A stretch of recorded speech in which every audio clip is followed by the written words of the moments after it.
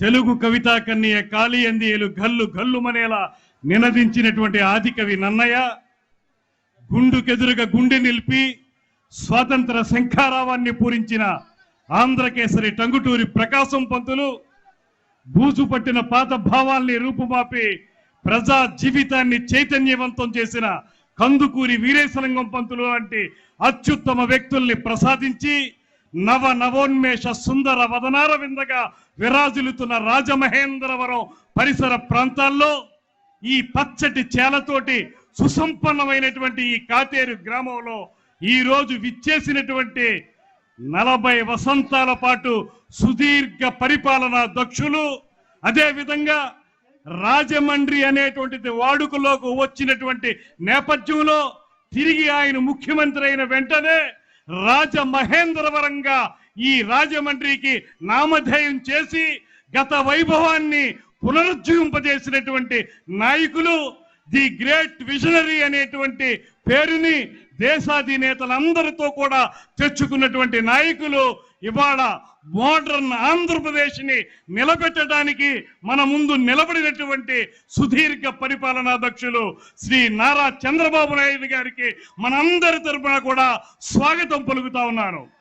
అదే విధంగా ఈనాటి ఈ కార్యక్రమానికి అధ్యక్షత వహిస్తున్నటువంటి శ్రీ జవహర్ గారు, అదే విధంగా స్థానిక శాసనసభ్యులు శ్రీ గోరంట్ల బుచ్చయ్య చౌదరి గారు, అదే విధంగా తూర్పు గోదావరి జిల్లా ఈ రాష్ట్రానికి అందించినటువంటి ఆణిముత్యం శ్రీ యనమల రామకృష్ణుడు గారు, అదే విధంగా ప్రత్తిపాటి పుల్లారావు గారు, నిమ్మకాయల రాజప్ప గారు, జ్యోతుల్ నెహ్రూ గారు, ఇంకా వేదిక మీద ఉన్నటువంటి 50 మంది తెలుగుదేశం పార్టీ అధిరథ మహారథులకి, అదే విధంగా జనసేన పార్టీకి చెందినటువంటి ఉరకలు వేసేటువంటి నాయకులకి, అన్నిటికంటే మించి ఏ పార్టీ జెండా నిలబడాలన్నా వేదిక మీద ఉన్న వాళ్ళకంటే వేదిక ముందున్నటువంటి కార్యకర్తలదే ఆ ప్రత్యేకత అనేటువంటి మాటని తెలియజేస్తూ మీ అందరికీ కూడా నమస్సుమాంజలి తెలియజేస్తా ఉన్నాను. పక్కనే గోదావరి ఉంది. గోదావరి వివిధ రూపాల్లో ఉంటుంది. నిండు గోదావరి గంభీరమైన రూపంతో తను ప్రవహించేటువంటి ప్రాంతమంతా సస్యశ్యామలం చేసేటువంటి గంభీర గోదావరి లాంటి నాయకుడు శ్రీ చంద్రబాబు నాయుడు గారు.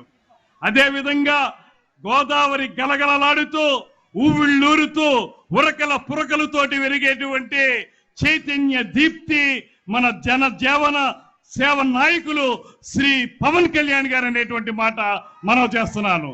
వీరిద్దరూ కలిసి రేపు ఎన్నికల్లో వారు వరద గోదావరి రూపం ఎత్తబోతున్నారు.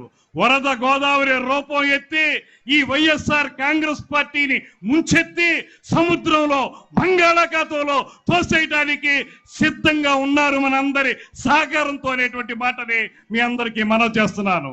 మిత్రులారా, మొన్న విశాఖపట్నం సమావేశంలో ముఖ్యమంత్రి జగన్మోహన్ రెడ్డి గారు చెప్తున్నారు, తాను కౌరవ సేన మనదని, పాండవుల సేన తనదని, అది కూడా 10 సార్లు పేపర్ చూసుకుని చెప్పాడు. నేను ఒక్కటే మనవి చేస్తున్నాను, ఆయన ఒక లాజిక్ మిస్ అయ్యాడు. కౌరవ సేన కురుక్షేత్రం జరిగేటప్పటికీ, ఆ యుద్ధం జరిగేటప్పటికీ కౌరవ సేన రాజ్యాధికారంలో ఉంది, పాండవ సేనకి ఏం అధికారం లేదు. ఇవాళ అలాంటి కౌరవ సేన అధికారంలో ఉన్నటువంటి కౌరవ సేన ఎవరంటే అది జగన్మోహన్ రెడ్డి నేతృత్వంలోని వైఎస్ఆర్ పార్టీ. న్యాయం ధర్మం వైపు నిలబడినటువంటి పార్టీ పాండవ సేన ఎవరంటే ఖచ్చితంగా తెలుగుదేశం పార్టీ, జనసేన పార్టీల కూటమి అనేటువంటి మాటను కూడా గుర్తు చేసుకుంటే రాబోయే ఎన్నికల కురుక్షేత్రంలో ఖచ్చితంగా ఈ కూటమిదే విజయం అనేటువంటి మాటని ఇవాళ ఈ రాష్ట్ర ప్రజలందరూ కూడా నమ్ముతూ ఉన్నారు. ఆయన మరొక మాట చెప్పాడు. ఆయన చెప్పింది, నేను అభిమన్యుణ్ణి కాదు అర్జునుణ్ణి అనేటువంటి మాట చెప్తా ఉన్నాడు. ఆయనకి అభిమన్యుణ్ణి నిలువరించడానికి ఏ వ్యూహం పన్నారో ఆయనకి తెలుసని నేను అనుకోవటం లేదు. మహా తెలిస్తే ఆయనకి తన కాళ్ళ దగ్గర ఉండేటువంటి రామ్ గోపాల్ వర్మ నిర్మించిన వ్యూహం తెలుసేమో కానీ పద్మ వ్యూహం మాత్రం తెలియదు అనేటువంటి మాటని మనవి చేస్తూ, ఆయన అర్జునుడు కాదు, అభిమన్యుడు కాదు, యుద్ధంలో ఓడిపోయిన తర్వాత ప్రాణ భయంతో మడుగులో దాక్కున్నటువంటి దుర్యోధనుడు అనేటువంటి మాటని ఈ సందర్భంగా మనం గుర్తు చేసుకోవాలి. ఆ దుర్యోధనుడిని మడుగులోంచి బయటికి తీసుకొచ్చి రాజకీయంగా తొడలు విరగొట్టడానికి ఈ రాష్ట్రంలో ఉన్నటువంటి 5 కోట్ల జనాభా కూడా భీమసేనుల రూపం ఎత్తి ఖచ్చితంగా నిలబడ్డారు. ఈ పార్టీని అధపాతాళానికి తొక్కడానికి సిద్ధంగా ఉన్నారనేటువంటి మాటని మరొక్కసారి మీ అందరికీ మనవి చేసుకుంటూ, ఇవాళ రా కదలిరా అనేటువంటి నినాదంతో ఈ రాష్ట్రాన్ని సుసంపన్నం చేసినటువంటి నాయకుడు, ఉమ్మడి ఆంధ్రప్రదేశ్ ని అద్భుతంగా ప్రగతి పదంలో నడిపించినటువంటి నాయకుడు, విభజిత ఆంధ్రప్రదేశ్ సైతం రాజధానిని అమరావతిగా పెట్టి అనేక సంస్కరణలు తీసుకొచ్చినటువంటి నాయకుడు. ఇవాళ మనకి రాజమండ్రి అంటే సంస్కరణలకి నిలయం, చంద్రబాబు నాయుడు గారంటే సంస్కరణలు చేసినటువంటి నాయకుడు అనేటువంటి మాటని మనం గుర్తుపెట్టుకోవాలి. ఈ వైఎస్ఆర్ కాంగ్రెస్ పార్టీ ఒక ఎక్స్పోర్ట్స్ ఇంపోర్ట్స్ కంపెనీ నడిపేటువంటి పార్టీగా తయారైంది. నాయకుల్ని అక్కడ వాళ్ళని ఇక్కడికి ఎక్స్పోర్ట్ చేయటం, ఇక్కడ వాళ్ళని అక్కడికి ఇంపోర్ట్ చేయటం, ఇదే కార్యక్రమంగా చేస్తున్నటువంటి ఈ వైఎస్ఆర్ కాంగ్రెస్ పార్టీ. ఈ ప్రాంతం రాజమండ్రి పరిసర ప్రాంతాలు సహజ వనరులు చాలా ఎక్కువగా ఉన్నటువంటి ప్రాంతం, సుసంపన్నమైనటువంటి ప్రాంతం, ఆంధ్రప్రదేశ్కే అన్నపూర్ణగా ఉన్నటువంటి ప్రాంతం. ఈ ప్రాంతంలో ఉన్నటువంటి సహజ వనరుల్ని ఈ 5 ఏళ్ల కాలంలో ఈ వైఎస్ జగన్మోహన్ రెడ్డి తన తాబేదారులు, తన ఎమ్మెల్యేలు, తన మంత్రులు అందరూ కూడా పూర్తి స్థాయిలో నాశనం చేశారు. మట్టి మాఫియా, ఇసుక మాఫియా, మద్యం మాఫియా, ఆవ భూములు ఆక్రమించుకుని డబ్బులు నొల్లుకోవటం, ఇలా ఏ రంగం చూసుకున్నప్పటికీ కూడా సుసంపన్నమైనటువంటి మన రాజమహేంద్రవరం పరిసర ప్రాంతాల్ని సర్వభ్రష్టం చేసినటువంటి ఈ ప్రభుత్వానికి మరొక్క క్షణం కూడా అధికారంలో ఉండేటువంటి అవకాశం లేనే లేదు అనేటువంటి మాటని మరొక్కసారి మనవి చేస్తూ మనందరం సమైక్యంగా ముందుకు వెళదాం. మీ అందరికీ మనవి చేస్తున్నాను, తెలుగుదేశం పార్టీ, జనసేన పార్టీల యొక్క కూటమి ఆషామాషిగా ఏర్పడింది కాదు. చంద్రబాబు నాయుడు గారు కానీ, పవన్ కళ్యాణ్ గారు కానీ ఇద్దరు ఒకే ఒక్క మాట చెప్పారు.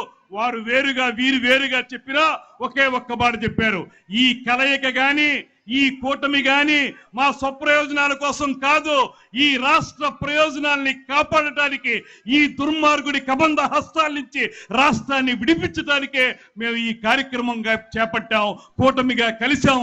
రాబోయే ఎన్నికల్లో 600 ఖచ్చితంగా ప్రజల సహకారంతో మేము అధికారంలోకి మిమ్మల్ని అందరినీ తీసుకువెళ్తాం, ప్రజల్ని అధికారం వచ్చేలా చేస్తాం అనేటువంటి మాట చెప్పినటువంటి ఇద్దరి నాయకుల యొక్క స్ఫూర్తిని మనం తీసుకుందాం. పై స్థాయిలో ఏ స్ఫూర్తి ఉందో కింది స్థాయి వరకు తీసుకువెళదాం.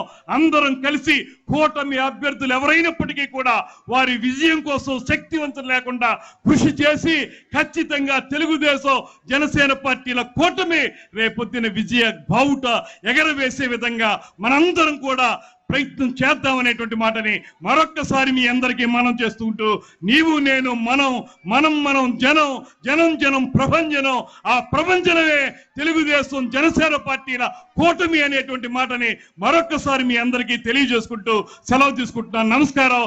జై జనసేన, జై తెలుగుదేశం.